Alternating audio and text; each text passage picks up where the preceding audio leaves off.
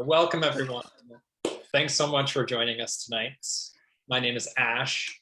I'm a member of the Firestorm Collective, and I'm really looking forward to hosting tonight's discussion between Modibo Kadalie and Andrew Zonneveld in celebration of the release of Intimate Direct Democracy, Fort Mose, the Great Dismal Swamp, and the Human Quest for Freedom.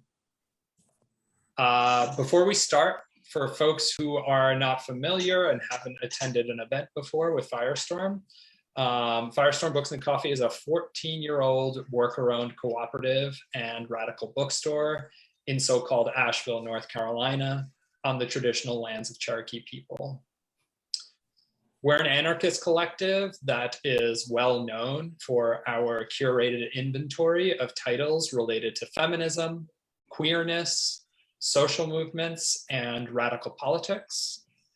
We ship books all across the country, and if you haven't checked us out yet, our full catalog is available on our website, which I will drop links to in the chat.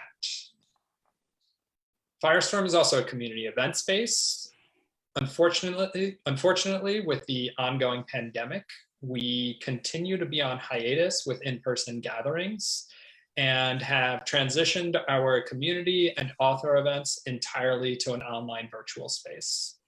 With that said, we do have a list of exciting virtual events coming up, including next Tuesday when we host Debbie Bookchin, who is the daughter of Murray Bookchin, for the re-release from AK Press of The Philosophy of Social Ecology.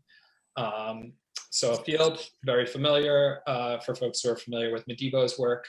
That event is happening on Tuesday, April 26th. So if you're interested in signing up for that or any other event through Firestorm, you can follow us on social media, and I will also drop links to our community calendar in the chat. Just a note for those attending in the live audience, there will be time at the end of today's conversation for Q&A.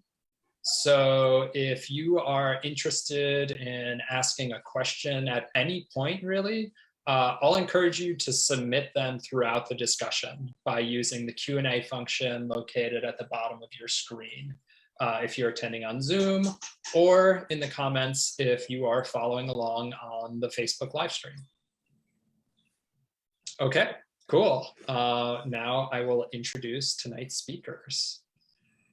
Modibo Kadalie has spent nearly 6 decades as an activist, organizer, teacher, and scholar in the civil rights, Black Power, and Pan-African movements.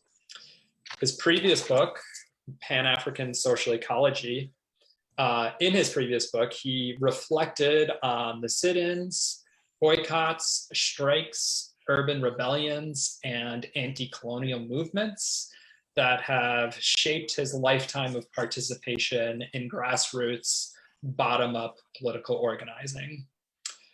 Modibo's work demonstrates how the forms of direct democracy that have evolved through freedom struggles present the promise of a future defined by social liberation as well as ecological healing.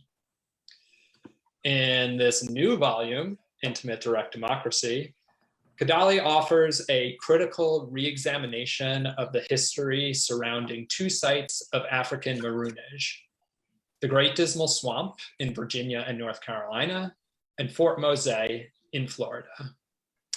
From the 16th to the 19th century, these freedom-seeking maroons established their own autonomous, ethnically diverse, and intimately democratic communities of resistance.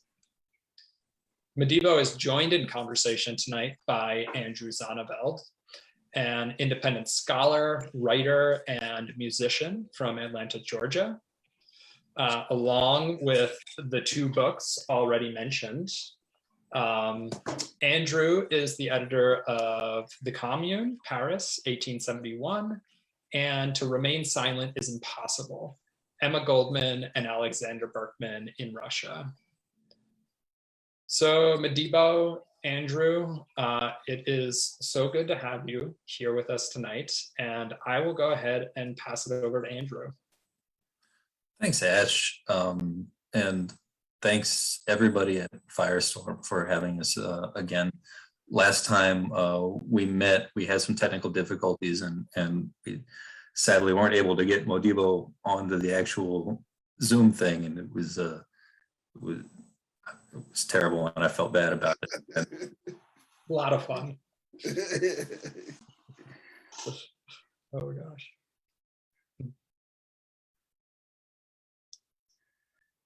Oh, and wow, the timing of that. Andrew is frozen. Frozen as well.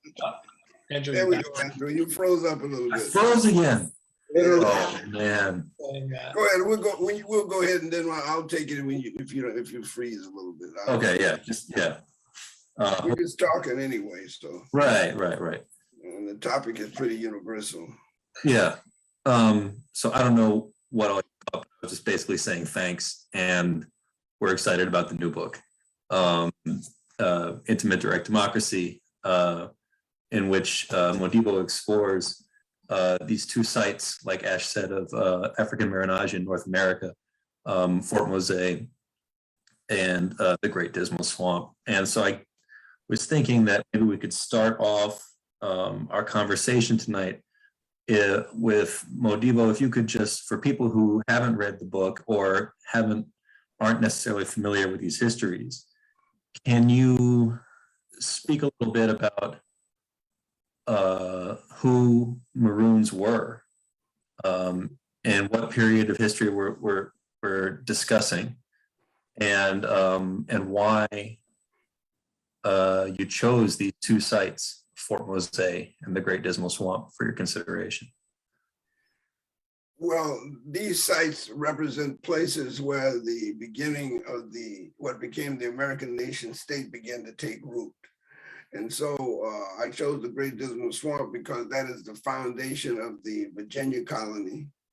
And Fort Mose is the foundation of the southern contested zone between Georgia and South Carolina, the rice plantations, the rice enslavement farms. And we call them enslavement farms because that's what they were. They were not plantations. The plantation is a glorification of what they were doing there. They were actually prison farms. And so I wanted to make sure that it connected with some ongoing preservational work that's taking place on the ground at these various sites. We've got a state site in North Carolina where the Great Dismal Swamp is, where the remnants of the Great Dismal Swamp languish. And we got another state site down at Fort Mose, just north of St. Augustine. And that's some good work being done there. And you can go there and visit those sites, and hopefully we can put these books on display. If you notice, the books look like one another. That's part of the scheme. We want to produce another volume, and we're going to make it a trilogy. So, and that's well underway now. But these sites of maroons are really freedom-seeking African who joined the native people and joined the white freedom seekers during the period of indentured labor, indentured servitude, and formed these autonomous communities outside of the influence of nation states, whether they be from Spain or whether they be from England and later the United States of North America. So that's what we're trying to do, trying to get people to understand what America really is. And we want to debunk the myth of the America, which is the great democratic experiment. And actually, the theme of the book is that they crushed democracy, the democracy of the Africans and the democracy of the native people, and the other people who were really trying to establish intimate direct democracy and put some kind of sham democracy on top of it and call it democracy, which we see today. And that's what I really tried to do with this book. Yeah, to really get people to understand what democracy really is. Democracy is not electing somebody to go to Washington, D.C. and make laws. You don't even know these people. That people, democracy is a concept where people actually govern themselves along with people who they know and who they understand, and they know what kind of motives that people have. And that's the future of the world. And it's not any kind of remote concept. It's really how people govern their lives naturally anyway. Mm. Yeah, I think that is one of the strengths of the book, and also one of the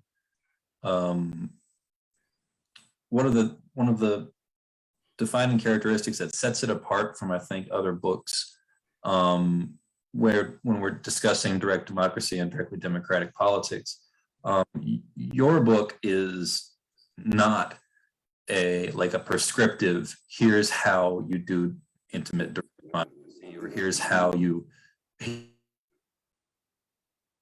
No, it's not prescriptive. It's not here's how people have done intimate direct democracy. It's instead offering intimate direct democracy as a lens through which to view historical events, and in particular focusing on Fort Mose and the Great Dismal Swamp. Yeah. And these are inhabitable zones. The Dismal Swamp was not uninhabited area. It was dismal for the people who were trying to exploit the labor of the people who were trying to escape there. But it was really a haven and a place of resistance for the people who lived there and who made it their world. And it's important to understand that there are places like this all over the world. And I cite some of them in passing, like the equatorial belt in Africa, the Ofugangu swamp, the Ofugangu jungles, the deserts, the mountains, even the effort in Chefalaya and Louisiana, and really the Okefenokee in Georgia. These were places where people found refuge from America and from Britain.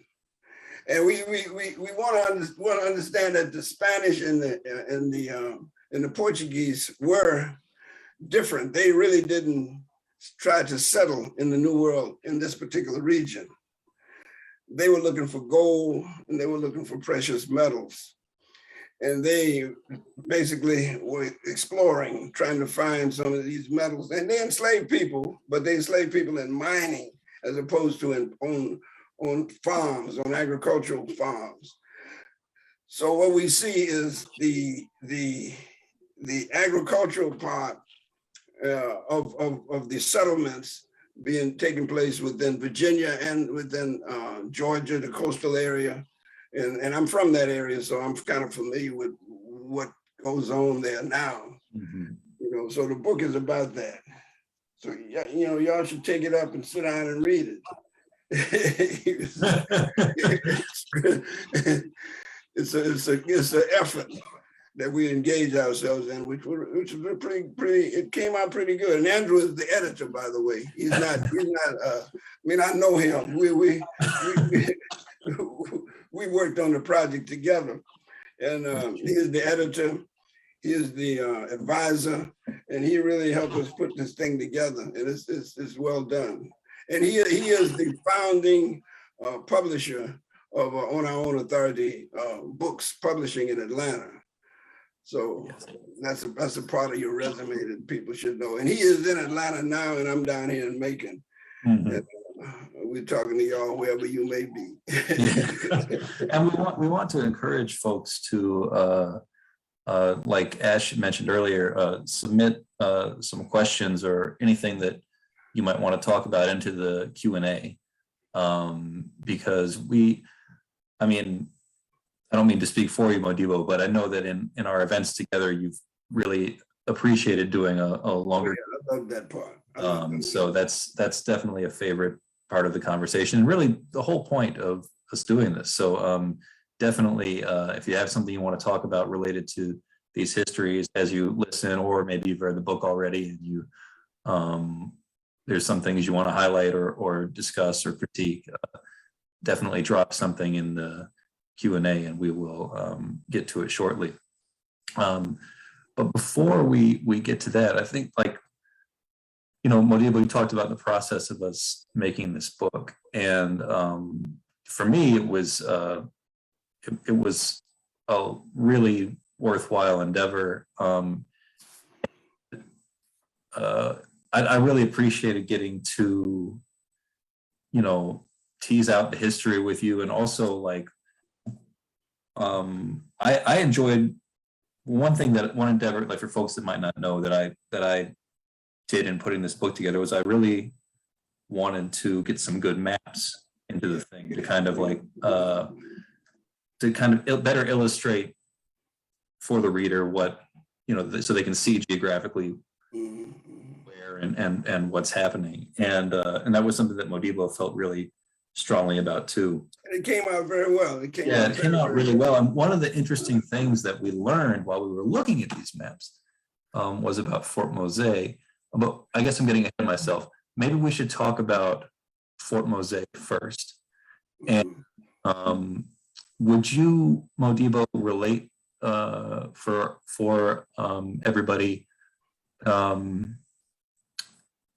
however briefly or not briefly you want, just the basic background, the story of Fort Mose? But I first want to get people to understand that all of the history of the region is written through a Jim Crow lens, yes, a latter-day Reconstruction lens, and so it's black and white, and never the twain shall meet. These people were cohabitating together. All of these people, they were in the woods together. They were coming and going. And for instance, the Spanish who came over from the Iberian Peninsula, they had been under Muslim control for the better part of the previous millennium. These people were dark. They look like us now. I mean, people don't look white and black. People look all kind of different colors, And these people were Muslims. And so Fort Mose was originally, if we look at some of the maps, it's called Fort Mose Rio de San, but the point is, it's a Muslim influence. If you go to St. Augustine now, you can see minarets, which were the influence of Islam is there. The Christianity is there.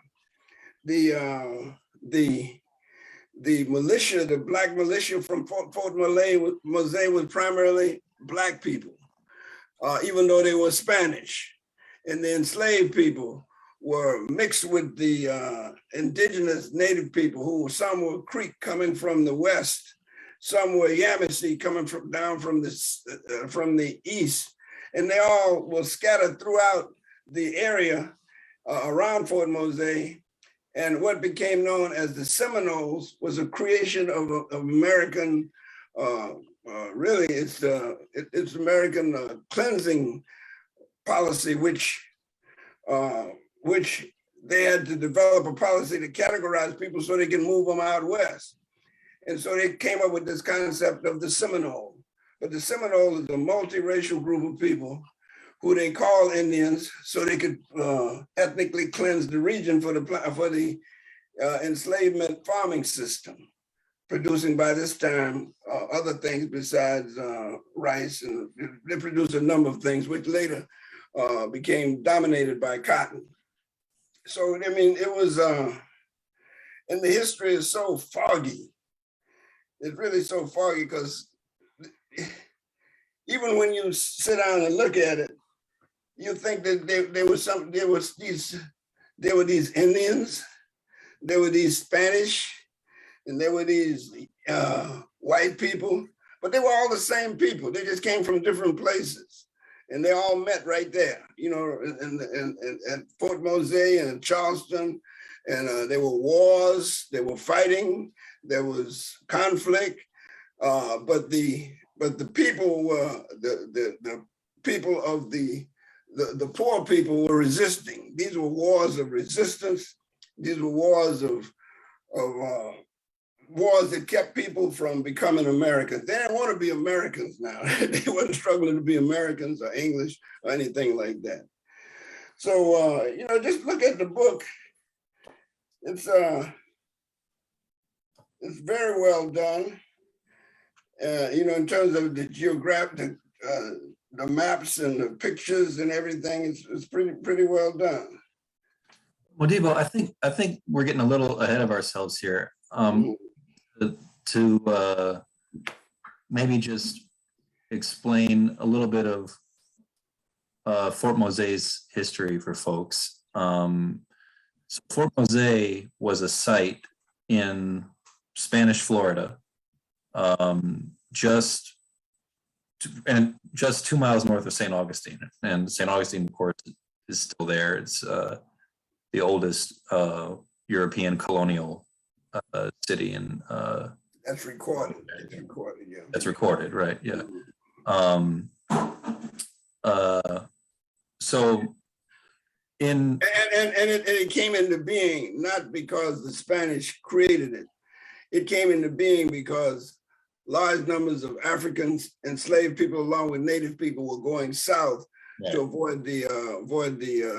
Right, that's Fort Mose you're talking about, not St. Augustine. Fort Mose, going south to into Florida from Georgia and from South Carolina to escape the plantation or the enslavement prison farms up there.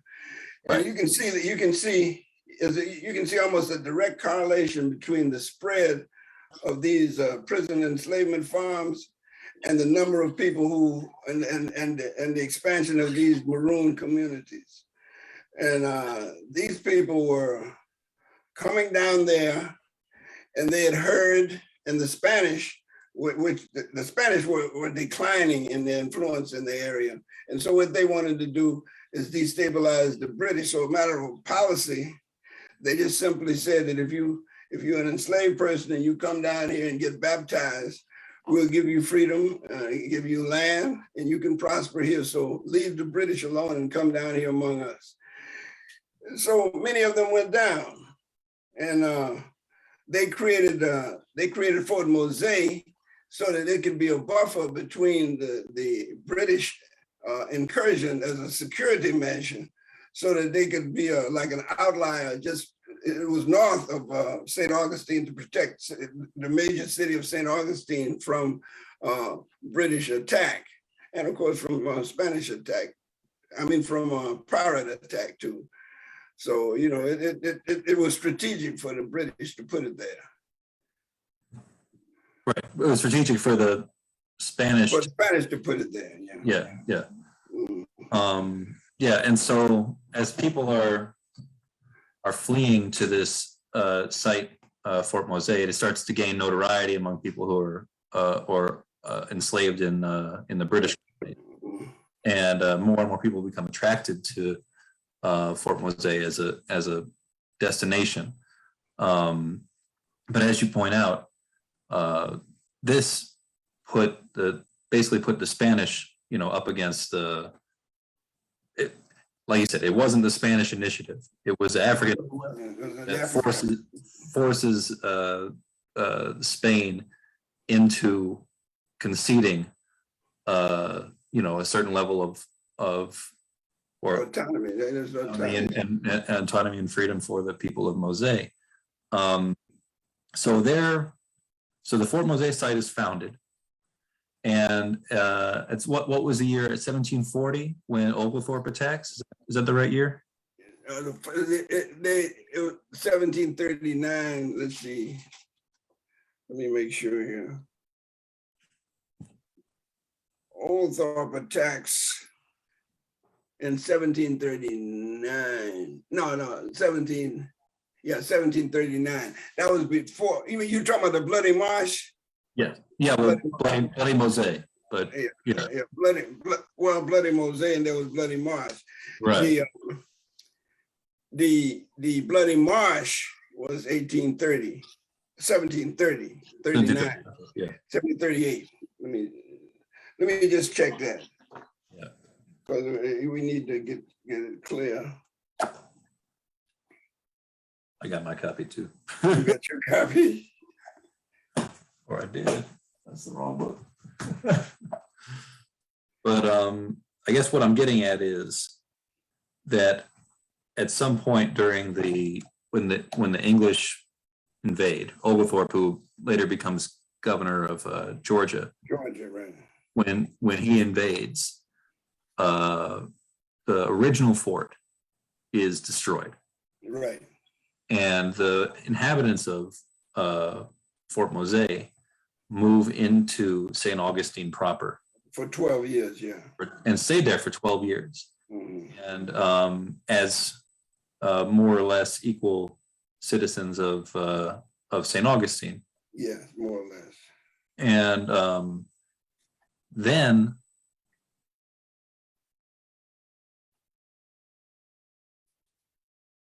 there's they stay there succession of various governors on it. Yeah, and what happened is that they set up another Fort Mose right later on, right, and it's at a different site, and that's in after 12 years, so that's be 1738, 39, 40. It'll be about 1759, 58, and then the place is evacuated in 1762. Right. That's when it's evacuated and under a treaty with the British. Right. But the original Fort Mose is the Fort Mose because it was more autonomous. It was more African. It was set up to be a place of freedom, and it was pressured. The British were trying to maintain slavery in the Carolinas, and so these people were trying to escape, and then they brought pressure on the Spanish, and the Spanish was trying to maintain their foothold. And so what they did is acquiesce to the pressure put on them by the enslaved people to create this fort. And it was a fort, it was a garrison. And the strange thing about it is if you look at most of the digs, most of the places, even if it was a Spanish mission or something, it was almost a fort. Everything was a fort. So that means that everybody, the empires were in conflict and people were in conflict. But if you look at the native communities, there were no walls around them until the British and the Spanish came. Then they put up the walls. If you look at those excavations, that's what you would see. And what is happening also now, and this is important, more and more excavation is taking place. More and more scientific technology is being used to uncover this information from these sites. You can use laser technology, you can use scanning technology of all kinds, you can go places, you can go to the bottom of the sea, you can see things, and it really is a remarkable period of archaeological excavation. And what we find in this archaeological excavation is the fact that these people lived together in less conflict than we thought. And the conflict was oftentimes external to them. Yeah, I think that's another piece that we deal briefly with in the book is this, what National Geographic actually recently called a revolution in archaeology. I would call it a revolution as well. Yeah, and the new use of what they call LIDAR, it's like laser radar technology, has uncovered a plethora of archaeological sites. And one of the most interesting things, especially in the Americas, that archaeologists are beginning to see is that the telltale signs of, and you can see what they usually use as alternative of, oh, I'm sorry, I think my connection is really bad, and I think I must have lost you for a second. But yeah.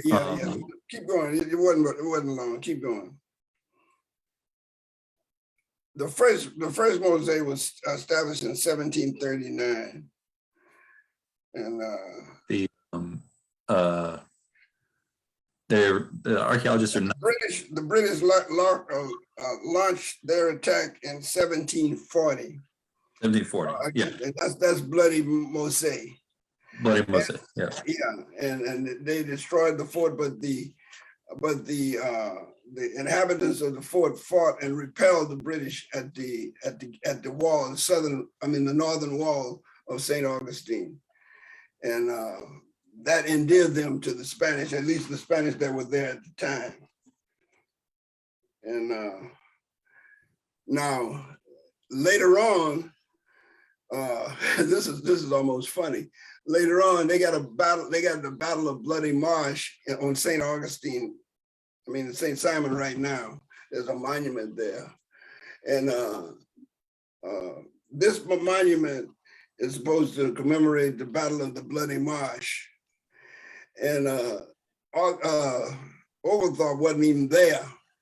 He was somewhere else.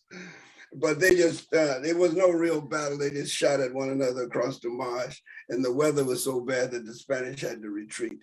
But it was an embellished monument site, you know what I mean? And so if you look at these places, they just outright lie about what's going on, you know? Yeah. And then they try to divert your attention to the, like at the Great Dismal Swamp, they want to preserve it as a place where certain species of animals live. And that's great too. But they downplay, they mention in passing that there were some maroon inhabitants in the Great Dismal Swamp, and then they go to something else. So we're going to try to put these books in these areas, in the library and in the bookstore there. Yeah, I mean, that's definitely the goal. And it's important to do that because the American experiment in democracy is not really a democratic experiment at all. But the Native people need to, and I wish some Native people would get a hold of this too, so they can see the importance of what their ancestors have done and what our ancestors have done. And the young people now are getting to understand it. They really getting to understand it. And there's a lot of people in North Carolina now that self-identify as descendants of the Tuscarora, or right around Lumberton in North Carolina, right near the border of North Carolina and South Carolina. There's a town called Lumberton, and they call themselves the Lumbee Indians up there, but they are really Tuscarora, as I was told by an older man who was self-identified Tuscarora. But they're right there in Robertson County in North Carolina. And if you go up 95, and as soon as you cross, because these places are not really remote, if you cross, you go 95, going up from Savannah and going up north into North Carolina. As soon as you go into North Carolina, Lumberton is the first city in North Carolina after you leave Florence, South Carolina.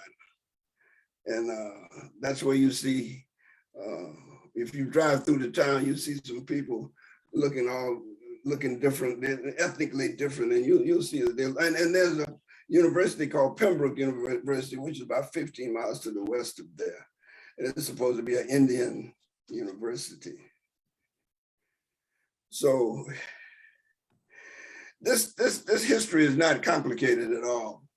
It just basically says fundamentally, most fundamentally, that people live together in harmony without governments and armies and all kinds of incursions into their intimate spaces, and they work it out. Just like we do now, we work it out. Ash?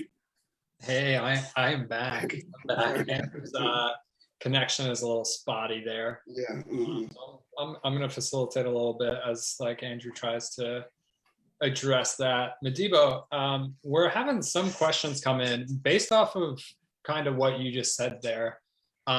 There's a couple folks asking about direct democracy. The title of this book, Intimate Direct Democracy. I think when direct democracy is talked about, often there are immediately questions about structures, decision-making structures. Somebody in here asked about consensus decision making. So would you be able to tell us just a little bit more about what you mean when you talk about intimate direct democracy, and how some of these societies and formations that you highlight in the book, you know, how it is you classify them as directly democratic? They are directly democratic because they don't have an intervening layer of representatives. And you have to understand it. You have to understand direct democracy in contrast to indirect democracy, which is representative government. When you go to a place and you vote, and you give them your authority to make laws and decisions that govern your life, then that's not direct democracy, that's indirect democracy. And in America, in the United States, in these great massive nation states, the indirect democratic form is almost it's enshrined in senates and houses of representatives and parliaments. And these people do not represent, everybody knows it, do not represent the people who voted for them. They represent the people who control the process. So intimate direct democracy is, and it's not new, but it's a situation where you know the people that you're working with and you're deciding an issue before you. And you can do that, especially with computers and algorithms. Now that can be done. I mean, if you look at a form that sometimes is instituted in an attempt to deal with the inadequacies of indirect democracy, the referendum. Sometimes people sometimes they have a way of putting something on the ballot that everybody can vote on. Now, that's a problem too, because the question is phrased a certain way and all that kind of thing. But because we are so used to looking at indirect democracy as democracy, we don't even examine forms that take other ways of doing it. But I've noticed that as time goes on, we're beginning to understand it better. I see now that people are questioning the process and how voting is actually giving away your right to represent yourself, or right to be yourself. Now, it's unfamiliar to us, but it's not hard to understand it. And you see it sometimes when you have a smaller group of people and you sit down and discuss something and you come to a consensus, and then you go ahead and do the work. Now, the issue is, in a massive society like France or England or Russia, the United States or China or India, these kind of societies don't lend itself to direct democracy on a higher scale. That's why we have to dismantle them. The nation states, when you have no direct democracy, and these people, they run amok. They'll have you fighting wars that you don't understand why you shooting somebody. They have armies and arsenals of death that they collect massive amounts of revenue and taxes and stuff, and they put them into inhuman institutional ways of handling our lives. And right now, when I grew up, they told me that the people in Vietnam was my enemy. And I was supposed to go over there with a gun and shoot these people. I don't know these people. I never met these people, but I'm sure there's some nice people. And that's why I didn't go over there and start shooting. You know what I mean? The point is that we are going to have to realize that direct democratic forms can be created at the local level that can make some of these big decisions devolve locally, and we can work it out locally, directly. And with computers like this, you know, this is, I mean, and people need to talk and understand what they're doing. And I see it sometimes, I see it all the time, as a matter of fact. When people sit down and say, wait a minute. People oftentimes just say, what do you mean by this? What do you mean by that? What do you mean? Then they sit down and figure it out. And it's not nothing remote. And I can't tell you how to do it, because it takes place when the situation arises. I mean, like if there's a ecological crisis, people go in and feed people. People go rescue people. People provide for a livelihood for people in those situations. And as time goes on, people go understand it better. So what I wanted to do is in this book is to make sure people understand that the native people and the enslaved people and the poor backwoods people of European descent were doing just that when a alien system was imposed upon them, and it was called democracy. But they had to actually destroy that in order to create what this monster is, unfortunately, which became the United States of North America.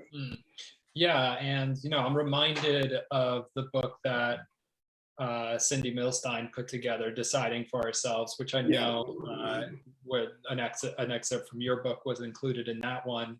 And I would recommend that to folks who have asked these questions, because it's a really great example of contemporary, directly democratic projects or movements or spaces around the world, and none of them look the same. Things end up being decided by the people who are there, and it looks different. There are tendencies or patterns that might reemerge that we'd call consensus decision making, but really it's up to the people who are there, who come together to live together, to make decisions together, which is what I have found very useful about the term the addition that you added to direct democracy, which is intimate direct democracy, which is intimacy of knowing one another in places. Can you speak a little bit to why you add that? Yeah, you have to have that, because you have to know people's motivations and people's motives. And you can see this in societies that Native American societies, and you can see this in African societies, which were subject to this book. You see that the women who have given birth to the various people in the society, they know the people. And that's how come, while sometimes anthropologists might look at the society as being governed by men, but the women sometimes choose the men who govern them. They call them, and then of course, anthropologists misconstrue this and call them queen mothers, but they're not choosing kings. They're just choosing people that can help forage or help hunt. And they know the kids, what they were doing when they were kids. I mean, they're not going to elect nobody or have anybody who doesn't want to go in the woods to hunt, so they know these people. And the intimacy is forged sometimes in obscure ways. And we're going to have to figure out how to forge it using the technology that's available to us. And I want to say one other thing about this intimacy. Capitalist for-profit ownership of goods make people enemies of one another. It makes people jealous. It makes people motivated by things which are not endemic to human society, organized in a different way. I'm gonna give you a most dramatic example. The Viet Cong army was organized democratically. I don't mean the regular army. I mean, I'm talking about the guerrilla army in these communities. They were organized, they elected people to lead them. And when it was over, they discussed what happened. That's why they were so formidable. And if somebody made a mistake, they were accountable to them, And if you look at the structure of the Viet Cong, it was different. Like the American army was made up at that time, I don't know what it's made of. It's made up of a lieutenant who went to West Point. And he's not a field officer at all. He doesn't know his ass from a hole in the ground. But there is a non-commissioned officer, which is more related to the regular guys. And sometimes they end up in Vietnam, they end up shooting the the commission officers. But the point is that when you organize in a certain way, more people buy in. If you organize a government, even local government, where the people, where the mayor or the city council don't tell nobody nothing, don't understand, don't want nobody to know anything, and actually hold everybody else in contempt, people are not going to be a part of that. So I'm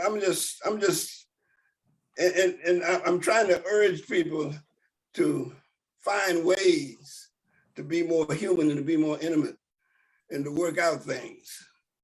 And it can happen. It's very rewarding and fulfilling when that happens. I think too, on the question, and Ash, my connection was in and out. So, stop me if I address something that's already been addressed. But the questions about the specifics about the democratic forms of consensus that may or may not have been at play in Fort Mose and the Great Dismal Swamp, I think that y'all may have already said it, but I wanted to reiterate that what's interesting about this study and what's interesting about this history is that it is not a prescriptive, here's how you do direct democracy book. Here's what direct democracy looks like. Here's all the meeting notes and stuff like that. That's for that time and place, that kind of stuff, that kind of information is simply not available. But what Modibo does in this book is suggests what he calls intimate direct democracy as a way of analyzing history and looking at two sites that have been studied before. And there are plenty of books written about maroonage at these sites. But Modibo finds those studies lacking in some ways. And what's lacking is the perspective, is that directly democratic perspective on what the people are doing in these sites, what kind of societies they're setting up as they're seeking freedom. And what he's actually able to do in this book, which is somewhat remarkable, and we might probably should have talked about it earlier, is what we see prior to colonization. We see in North America a movement of the indigenous peoples away from centers of more hierarchical governance, physically away. And that's something that's talked about, I think, by David Graeber and also other anthropologists. Like, one way that people resisted hierarchy in pre-colonial Americas was to simply leave, because there was a lot of space and people could vacate a society that just wasn't for them. And we see this wave of immigration towards the Atlantic coast. At the same time, in Western Africa, we see a similar wave westward towards the Atlantic coast, away from centers of state power, towards and setting up, increasingly more egalitarian, more directly democratic societies on the rice coast of Africa. Now, what happens is, through the horror of the transatlantic slave trade, these two directly democratic traditions are brought together in sites like the Great Dismal Swamp and in sites like Fort Mose. These are actually sites where these threads, long-standing threads of direct democracy, meet. And that's part of what sets these sites. Yeah, they meet, but they meet in their rejection of the enslavement farm.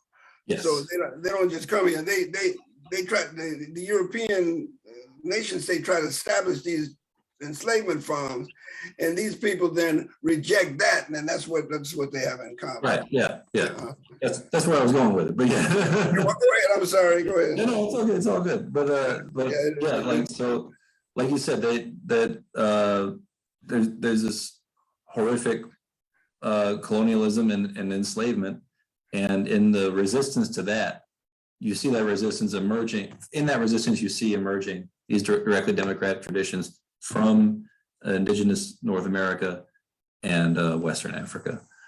And that's part of that's the important historical context for these sites.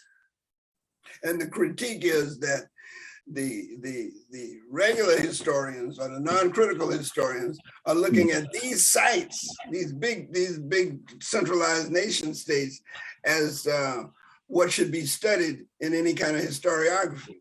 Mm-hmm. And what we're saying is that's not the important thing. The important thing is the people who have left, who have moved away, and the forms that they're creating in their movement.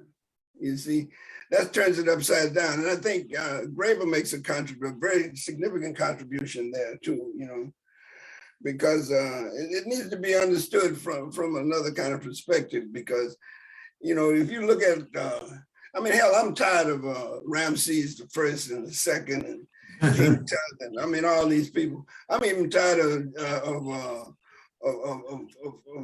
Julius Caesar and Ragnar the Great and all. I mean, you know, the people were the ones, these people were just part of a social context that they emerged from. So what they had to say was important, but it has to be put into context so we can understand what really was going on, you know? And of course, we can get tired of people like George Washington and Theodore Roosevelt and Thomas Jefferson. And it's not enough to say that these people were slave owners and enslavers. You have to look at the context and realize that these people were not only slave owners and backward, but they were antithetical to valid historical movement, you know? And they were in the way. Absolutely. Now, you know, to your point about this great man version of history, and this is something that we've talked about in a couple of the other events that we did recently. But one thing that's excellent about this book is that you go to pains to try to avoid talking about history as something that's moved by individually great people. And I really think that, like, anybody who's interested in writing history should definitely read this book and look at how you write those histories. But that being said, there is a chapter in the book that deals with a particular individual who's relevant to these stories, and his name is recorded as Captain Francisco Menendez. And do you want to talk a little bit about Mr. Menendez? Yeah, he became Francisco Menendez, I think, after he got baptized. But he's actually a Mandingo from West Africa, and so he comes to America as a boy. Comes to Britain. Comes to the Charleston as a boy, the Charleston area, and works in the rice plantation, rice enslavement system. But he ends up joining the Yamasee in the Yamasee War. And he began to be involved in the militia, the Black militia, which was formed in that context. And by the way, that's another problem. Some of the historians say that the Spanish formed the Black militia. Mm-hmm. And of course, they were wearing Spanish uniforms, but they were already formed in the Yamasee War, and they came down already formed. Anyway, the point I'm making here is that the Yamasee, I don't know Menendez's name or what his African name was. He became Francisco Menendez when he was a principal, I guess we'd call it principal administrator in the first Fort Mose. But his life is very intriguing. He goes through the first Fort Mose, and he fights in the battle of the defense of the St. Augustine. Then he becomes a pirate for 12 years. Then he comes back to St. Augustine, and it was re-enslaved. Then he comes back to St. Augustine, and he eventually ends up in Cuba.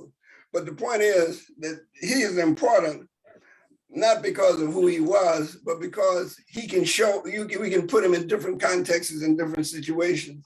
And we can see how these things unfolded and how it impacted his life. So he is a significant figure in as much as he can help us illustrate what was going on in the various aspects of his life, and we can put him in context because he was quite a historical figure. But yeah, and that discussion of him and your discussion of him in the book differs greatly from other historians' discussion of Menendez. And many historians kind of portray Menendez as like the leader of Fort Mose, like the head man in charge, and that's of course the reason they do that is because that's how the Spanish viewed him. Yeah, but Modibo, in the book, you suggest that Menendez is somebody who is on the scene, who can read and write and can speak Spanish and negotiate with the Spaniards. And that doesn't necessarily mean that he is in charge of anybody in Fort Mose. Yeah. It's that kind of critical historiography that the book really seeks out and poses certain challenges to the way these histories have been written before. Yeah, and also what we try to do also, because people ask us, what am I supposed to do now? What group do I join? Or what leader do I follow? And we can't tell them that. I mean, but we can tell them certain things, but we can't say join this group because that's a good group, join this group because that's, but we can say if there is a local group of people who are sitting down talking to one another and deciding for themselves how they're going to approach a certain issue in their community. Like, for instance, we had locally in our community lately, they wanted to build a creosote factory right in a Black neighborhood. And so people sat down and as they talk, their commitment to the struggle begins to increase. So the point is, if they do that, but if there's one person who's saying, we need to do this, we need to do that, and we need to do this, and we need to do that, you're gonna have to discipline this person because he's in the way. But if somebody's trying to coordinate some movement and work together and everybody has an equal voice, then you can go somewhere with that. And that's about all you can say about it, except you just need to be observant and recognize the possibility of social motion when you see it. Mm-hmm. Like for instance, if there's a big crisis in your community, join the people and work with them and see what they come up with. You might be able to tell them something and they might be able to tell you something, That makes me wonder, we've talked about using this lens of direct democracy and looking at history. But obviously, it's also a lens that we want to use to look at what's going on in the world now. Where do you see inspiration in, where do you see a directly democratic inspiration when you are looking at the world today? Is there anything that jumps out at you or where you say, here are some people doing something interesting? Well, when people sit down and try to review something that's happened in the past so that they can go forward, or if there's something happening in their community that they want to develop, like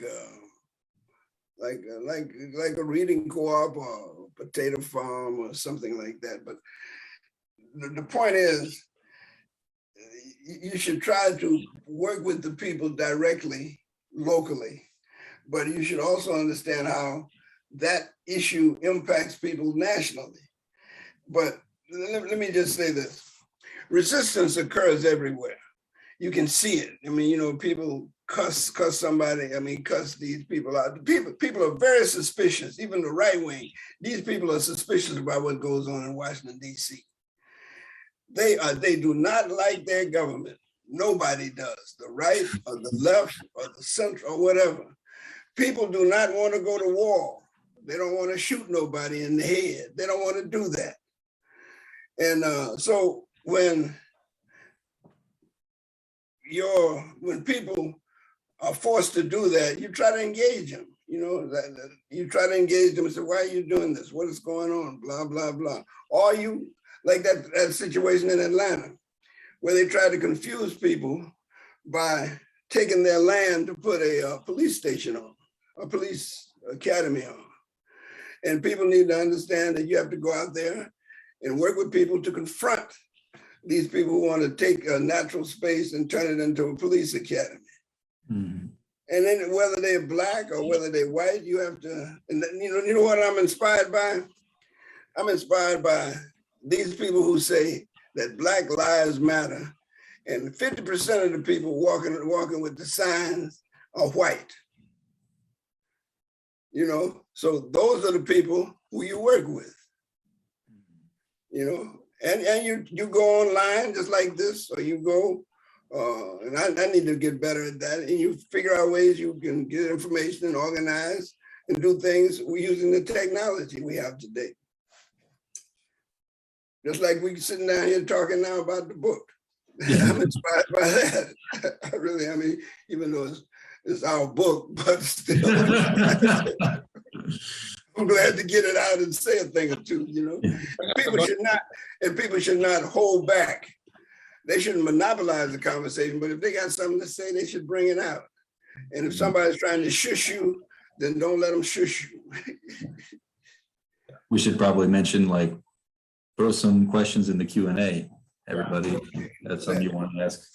What do you turn our attention to some of those? I think maybe before we do, just to synthesize some of these last topics we've covered, you just brought up the book Madibo, and I wanted to read just a brief excerpt from the preface. The last paragraph and a half, I feel like talks to this aspect of, you know, whose history are we telling? Whose history are most people actually hearing? So in the preface, you write, "Our history is not a story. It is not a story of unrecognized contributions to the greatness of U.S. democracy or that of any other nation state.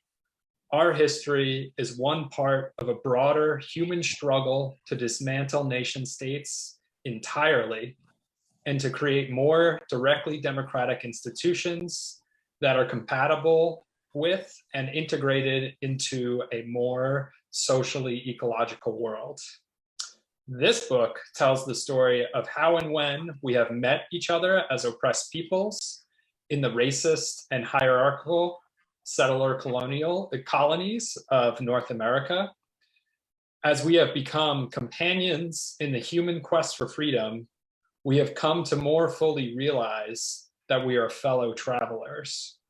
Good morning and hello. We have a lot to do. It may take a while."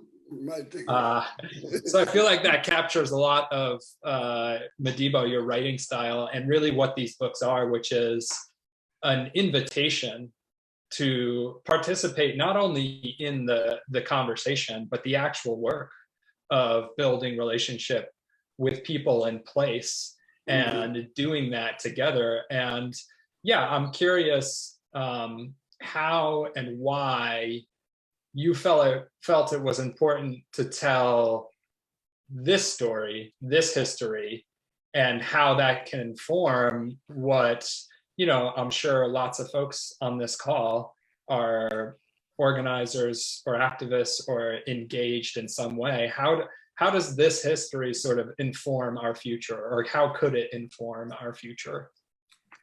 Well, it's a history of everyday ordinary people which form the basis of this region of the world, and how they work together and how they struggle together and how they have been deceived by thinking that the United States of North America is somehow a contributor to world civilization, when in fact it's not. It's not only not, it stands in the way of further human social development. And also wanted to show, this is what I also want to get people to understand, that if a society produces 10,000 pairs of shoes and 1.5 million cars, that can be the most backward society in the world if people don't need the cars and if people don't need the shoes. And so these societies, while they were small in scale. They produced what they needed. They exchanged with one another. And they were, I mean, I don't want to say that I want to go back and live there. And I don't think the people who would, but you should live where you live. But you should also understand that human beings are more important than things. And that the world we live in has to be preserved. Because really, if you look at it, what is destroying this planet is the policies of nation states and their wars and their, all their inhumanity to one another, and the corporations which pollute the world, all of the oceans of the world and all of the air of the world. And these things must not be allowed to do that. So they must be dismantled.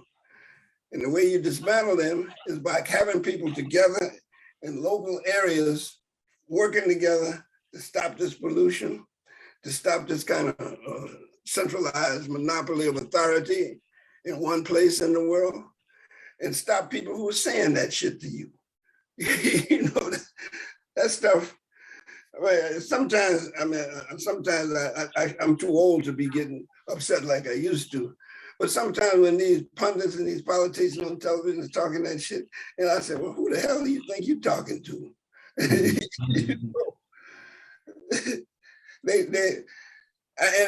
they got a lot of young pundits too.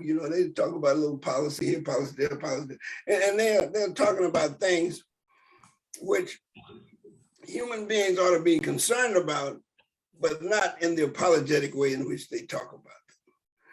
So I just want people to kind of think for themselves about how they want to live a better life and how they want to relate to other human beings in this world, and how people should understand that we are part of a living planet, circling a living star, and we need to be, as human beings, understand what is required of us to keep these nation states and these big corporations from destroying it.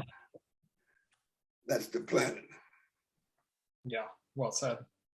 I wonder, there's a question here that's been submitted, and it has to do with worker organizing. So there are a lot of examples of folks in Amazon warehouses or Starbucks that are doing the unionizing right now. To what degree does that kind of worker organizing relate to or intersect with these ideas of like intimate direct democracy?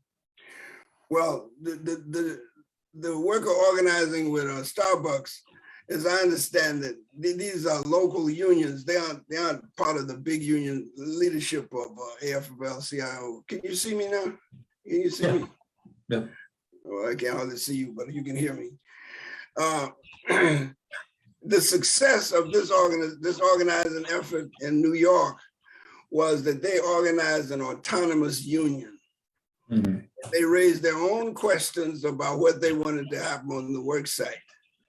Now, what they're going to have to do as time goes on, as they discuss it with one another, they're going to have to go beyond just economistic kind of demand, like higher wages, more time in the bathroom and all. But the point is, that's important. That's a beginning point. But the unions that have been failing, the unionizing that's been failing is the big unions trying to organize in those same places. So I think that the local unions, the small unions, the autonomous unions are a good effort. But I don't know if more big unions is helpful. They seem to be related to the big corporations, and they seem to be somehow not worthy of any real effort, because it's hard. When you look at it, the union structure is also part of the corporate structure. And so you have to look at that very closely in order to see how you can be effective with in dismantling it. Can you see me?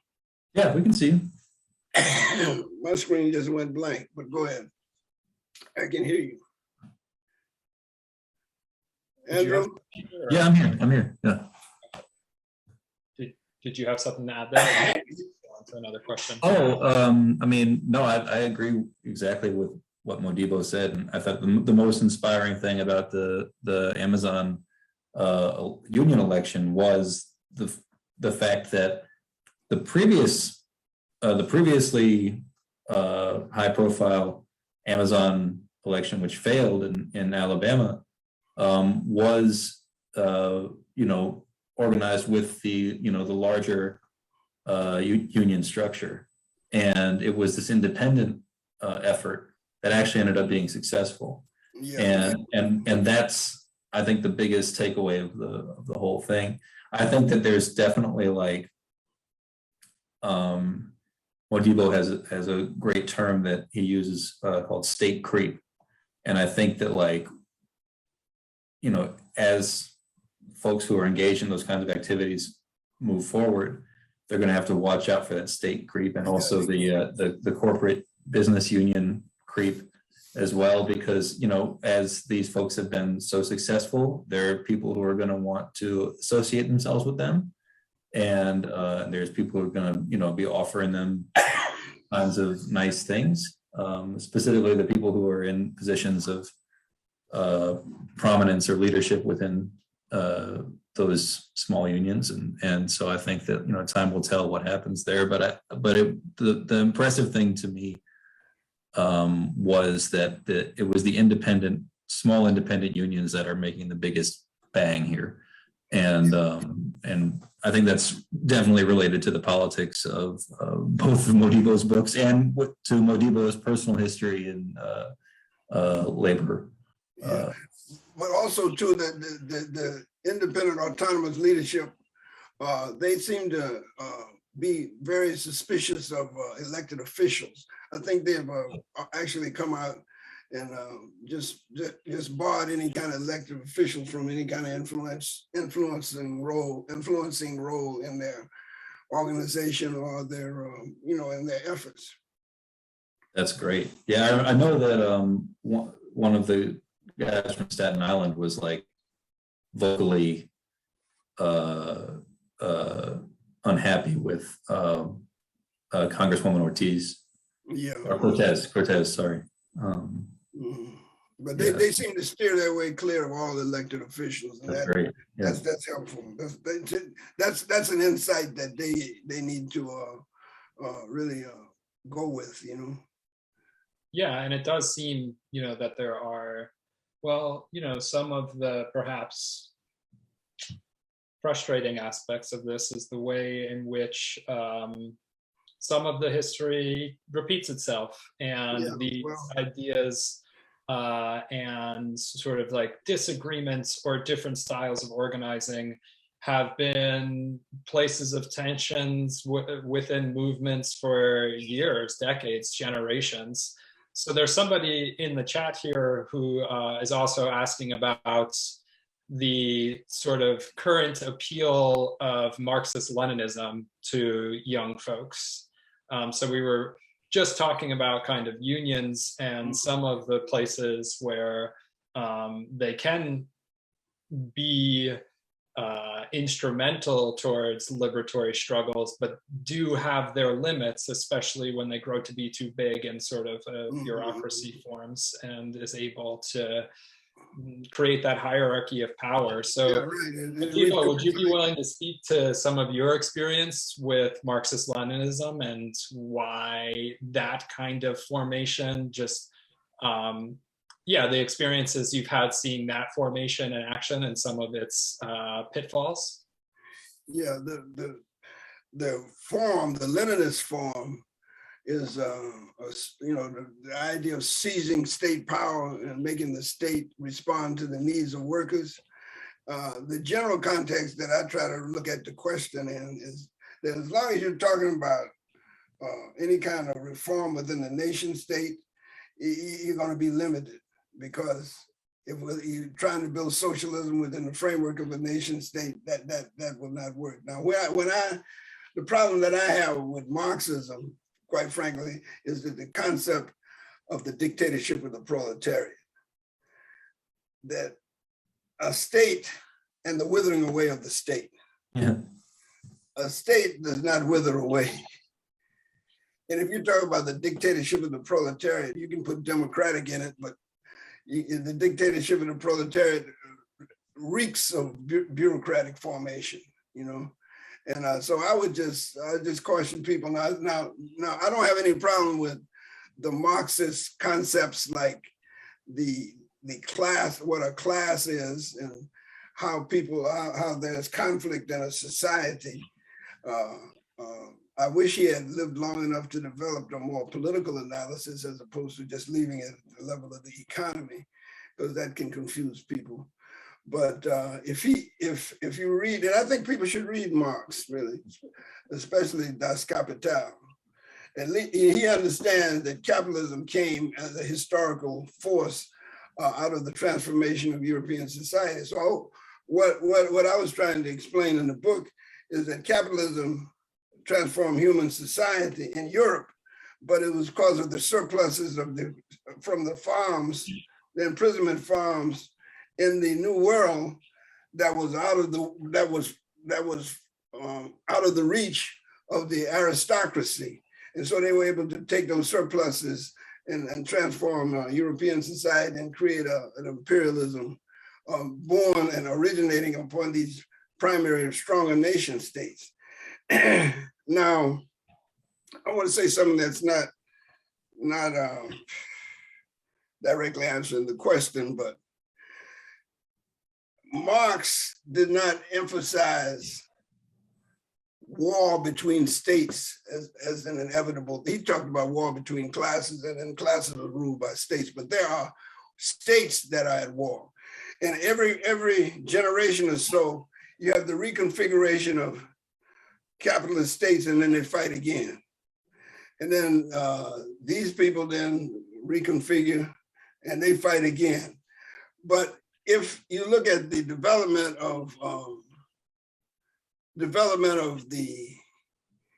cotton and of these commodities, these surplus commodities, then you can really see how nation states clash. For instance, the Spanish imperialists and the Portuguese imperialists were looking for gold. So I guess their currency was the guilder, but it was small kind of thing. And then when the plantations began to develop in the New World, the Dutch and the Dutch primarily began to use sugar. But sugar does not consummate an industrial revolution. Tobacco didn't either, but cotton did. Cotton made the pound sterling the international currency of British imperialism.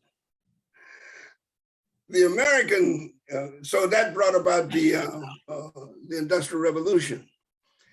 But the American dollar is a petrodollar. And so we're in the middle of the petrochemical war between the ruble and the American petrodollar, and it's going to work itself out. But that's how they reconfigure every once in a while. And so Marxism is good to read critically, just like you read anything else. But that's the problem that I'm having with the younger people. They've never read Marx, so some of them are not critical. The ones who read Marx are not critical, and the ones who didn't read Marx don't even understand what he was trying to say. But you should read Marx. You should read everything critically. You don't have to read everything, every bullshit thing, but Marx is important. Mm-hmm. And you need to read some of the critical stuff. And Lenin is important. Just so you can understand that these people were nationalists. Mao was important. He was a nationalist. Kwame Nkrumah was important. He's a nationalist. They were all trying to develop some kind of progressive nation states. And of course, you after you read them, then you see that they don't go far enough. Let's put it that way. And I used to be a Leninist, for a minute. Then I realized that didn't make any sense. I mean, not really. But you have to. Sorry, go ahead. Oh, and I was just reminded of our favorite CLR James quote. Oh yeah. He said, "I was a Trotskyist until I met Trotsky." Yeah. And Trotsky is a Leninist. He's an international Leninist. But anyway, you know, you need to read. The people need to read that stuff, but not to find. That's another thing. Not to follow what anybody says altogether, unless it's very, very relevant to your times. You know, and it's hard picking your way through this stuff. But Marxism is where the left is, and that's where the left is going to get left. Yeah, you know, it's interesting that, you know, I talk with our friend William Anderson, is another author whose stuff everybody should read, and we talk a lot about this kind of resurgent interest in Marxist-Leninism that's happened over the last few years, and for me, I'm always at pains to see what is, like, what's, maybe it's the wrong dichotomy, but what's real and what's just online. You know, I see on Twitter people referring to themselves as Marxist-Leninists, but when I go to places where people are doing, you know, work in the community, I'm seeing a lot of anarchists, or I'm seeing people who, you know,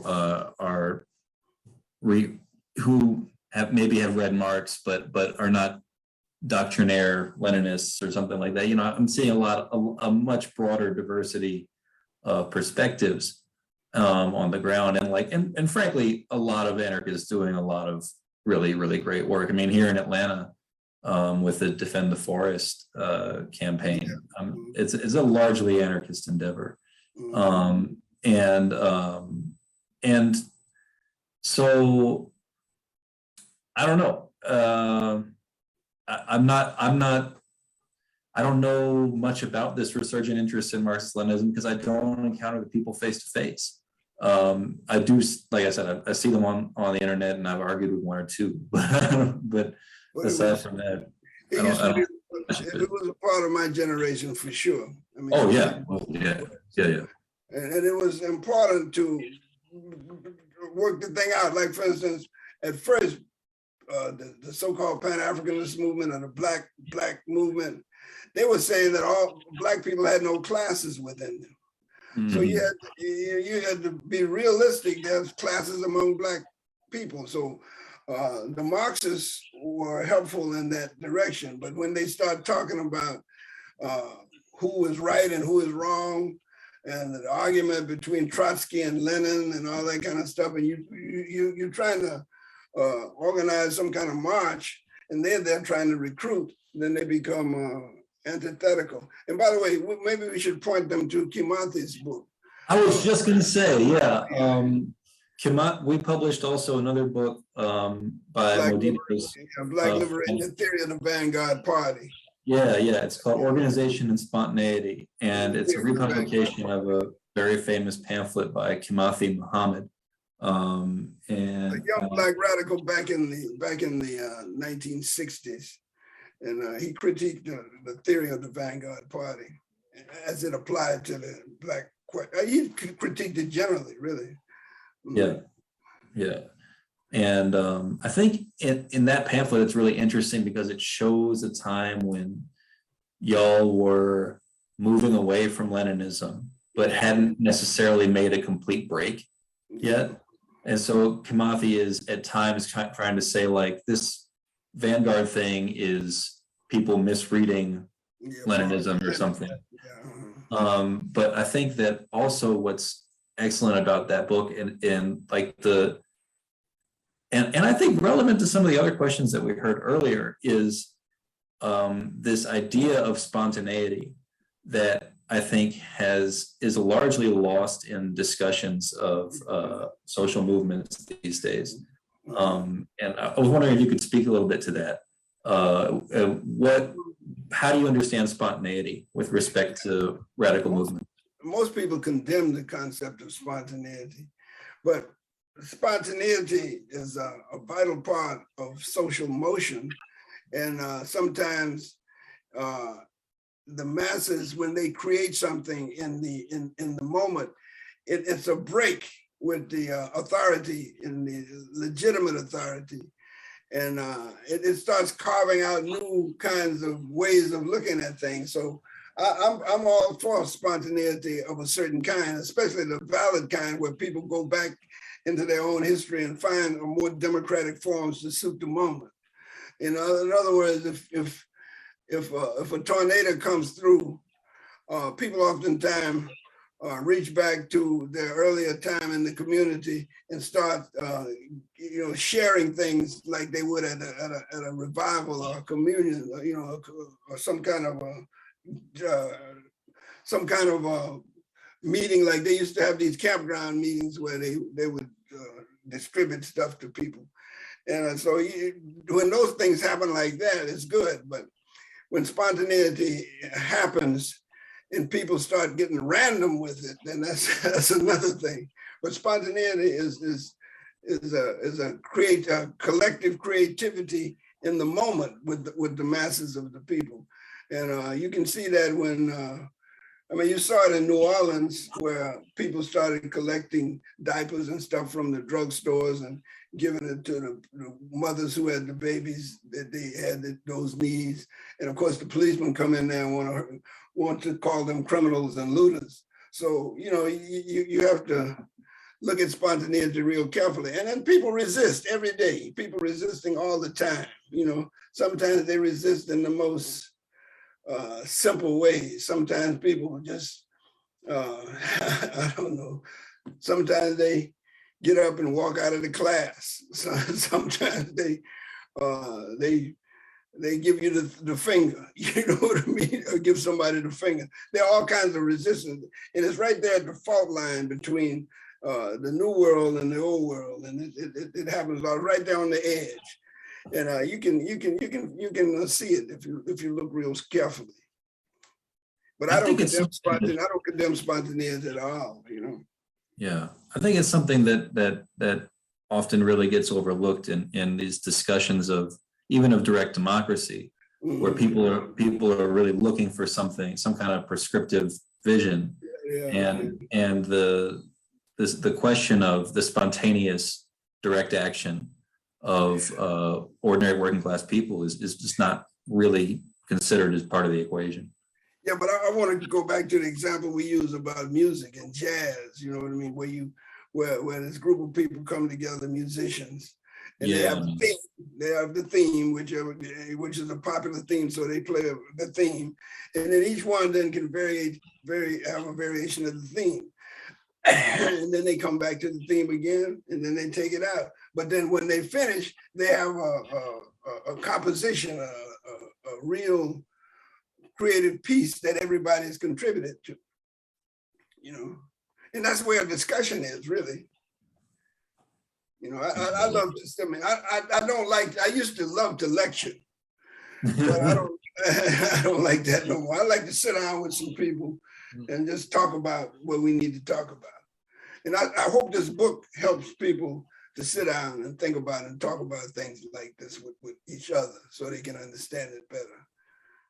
Yeah, well, I will say that I am glad that there'll be a recording of this event, because it's so good to hear from you, Madibo, something that is not theoretical, but based in kind of a lifetime experience with these different experiments. People, sure, there might be disagreements about what the structure is, but most folks are trying to figure out ways to create a better life for ourselves and do it together. And I think that there is a lot to learn from previous movements, previous instances in which these same struggles, these same tension points have come up. For folks who want more of that, I feel like Pan-African social ecology did a really great job of capturing sort of a thread throughout each decade, from the 50s into the 60s into the 70s, how these movements were evolving, learning from previous mistakes and implementing those lessons into sort of like the next project. And some of that, that continues today. So I just feel, I feel grateful to hear that from you directly and to share this with the folks who are on the call and who will be watching this in the future. You know, something really that I've seen happen. I've seen people that I know, racist Ku Klux Klan people. I've seen people who really don't like Black people at all or don't even give a damn about themselves. But if there was a flood, these people turn into the most humanitarian and giving people I know. And it's almost like magic, you know what I mean? You ain't supposed to be, oh, here comes Clyde, he's finna talk some shit. No, he's finna help you. And you help him. I mean, you know, and I've seen a car accident or something like that. These guys, I mean, I've actually seen people who I knew were racist and crazy people. They'll go to the scene and the car's on fire and they'll pull somebody out.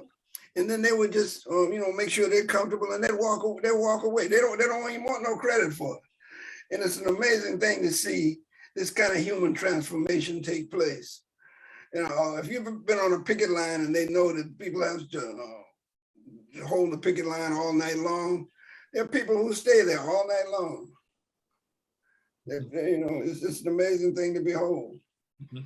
And they've managed how to do it. I mean, when we used to occupy buildings during the Black Power struggle, occupy the building, people used to straighten up the building and sweep the floors and make sure the toilets were clean. And we left the place better than when we found it. It's an amazing thing, but it so happens that first thing people think about is some kind of negative sack of woe kind of thing.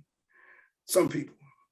And those are the people that you really have to work with really hard to show them, because they've been having problems in their lives that are something that sometimes you don't want to deal with it. But as time goes on, more and more people will see it.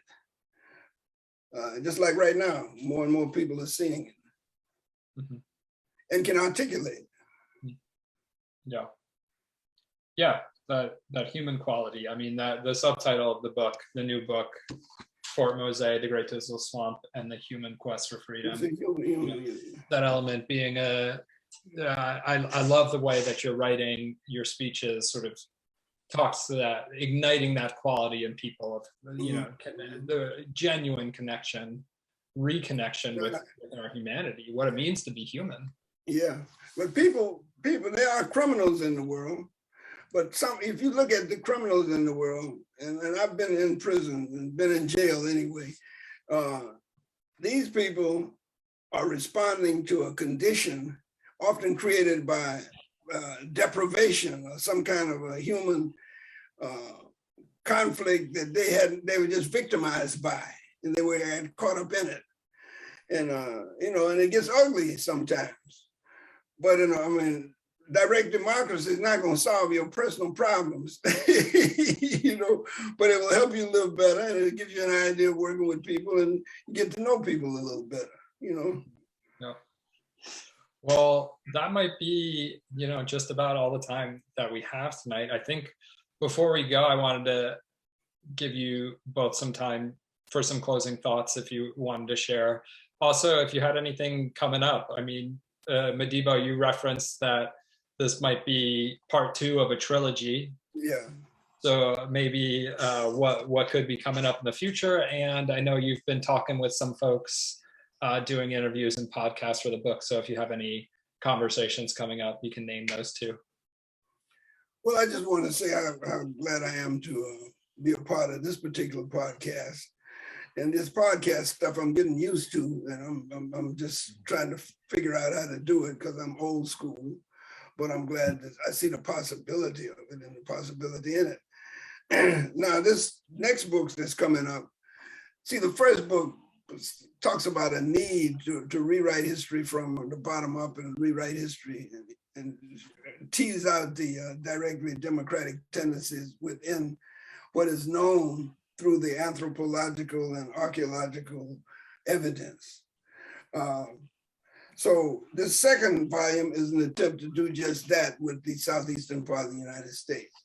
The third one is an effort to tease out these things in familiar, in familiar discourse like the Roman and where Europe came from, what was going on in the so-called Dark Ages and what's going on in the, in ancient China and all that, to tease out these directly democratic actually experiences and to show that they did exist throughout human history. And that's the third book, the third volume. And hopefully we'll be able to get that out within a year or so. Andrew? Yeah, I mean, I'm really excited about the third book. But I guess just in terms of closing remarks, I really want to encourage people to pick up a copy of Direct Democracy and give it a read. It's actually, we often like to highlight for people that we like short books, and it's a pretty short book. It's really accessible. Ash just dropped the link, the product link for Firestorm in the chat, so you can get it from Firestorm if you click that link in the chat. I just sent them a bunch of copies, and I got a bunch more on the way out. So they should be able to fulfill your orders if you want to pick one up. But it's a book that I had a really remarkable time working on, and I could talk forever about how much I enjoyed working on this book and how proud I think Modibo and I both are of this book. I think even more than the first one, because this is a real serious piece of academic work. I'm not trying to hope it's not my own horn, but I really like the book, and we also think that it's quite readable, and we really think we hit something with this one, and I think that these histories, and I hope that we've been able to relate it during this conversation, that we really think that these histories have something to say about our understanding of the meaning of democracy, but also the history of the places where we find ourselves, and the history of not only resistance, but the history of what we build along the way as we resist. I should also mention, since Ash mentioned it, and I almost forgot, that we have an episode of, there's a podcast called Seriously Wrong with a couple guys named Sean and Aaron.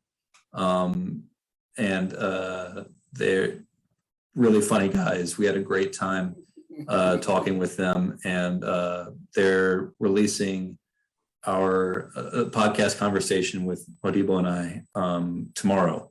So be on the look for that. If you follow Seriously Wrong on Twitter or on, I guess it's on Spotify too, since it's a podcast, and probably Apple Music, or I don't know all the different platforms, but Seriously Wrong podcast, Sean and Aaron, great guys, and we'll be on that tomorrow. And It's Going Down is airing an extended interview that Modibo and I did on Pacifica Radio throughout the next couple weeks, and you can see the full or hear the full tape of that conversation if you're interested, which is a really good conversation. I really enjoyed that one. You can see that from It's Going Down from their website too. And yeah, and also thanks to everybody for tuning in and for enduring some of my technical problems. I had a hard time keeping up for a minute, but I appreciate Ash stepping in and making everything right again. I just want to talk a bit about the form of the book. It's a small book. The chapters are small, but we have the introduction. Andrew writes a brilliant introduction, and then I write a little introduction. And in the two sections of the book, it was Fort Mose. It was the Great Dismal Swamp first and Fort Mose, and the chapters are only about 5 or 6 pages long each. And we stumbled on this idea at the end to do a discussion back and forth of what we're trying to do with the book. So I've got some really good feedback from people who read the book. They like the part in the back. They like the format and everything. Yeah. Another thing, make sure you get your copy. and get intimate with the book. Sit down somewhere and get yourself some coffee, get yourself some, whatever you like to do or eat or do or drink, and sit down, give yourself some time, and take a couple, 2 or 3 hours and go through it. I think it's worth the time. Just sit down and be comfortable. I always call it butt time. Give yourself some butt time. Love the butt time. Yes. So yeah, the link is there in the chat if you haven't picked up a copy yet. Please do. Andrew, Madibo, thank you so much. Ash, you're doing a good job, my man. Appreciate it. Okay, y'all just carry on.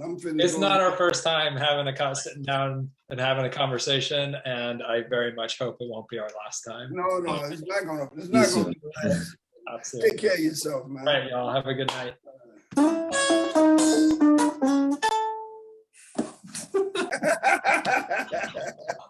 Thanks.